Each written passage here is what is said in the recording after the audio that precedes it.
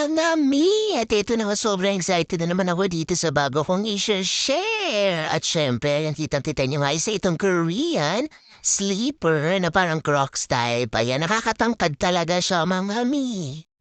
At isa nga sa mga rason kung bakit ko ito binili, mami, ay dahil sa mga G-Bits na to. Oo, binili ko yata talaga ito dahil doon sa mga G-Bits na super duper duper cute talaga. At mga mi, swak na swak sa budget kasi dahil 265 pesos lang to.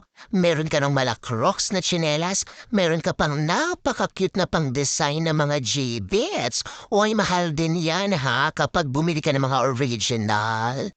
At talagang masasabi kong best buy to, mga mi, kasi nga naman tingnan mo ang quality, 'di ba? Sa halagang suwak na suwak sa inyong bulsa.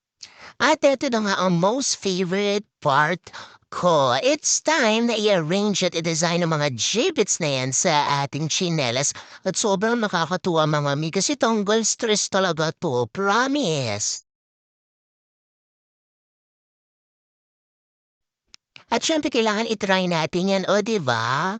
Ang shala, nakakasosyal, hindi mo na kailangan magpa-pedicure kasi nakatago naman. G-bits pa lang, ang cute-cute na ng paa mo. So ano pang hinihintay niyo, mga mi?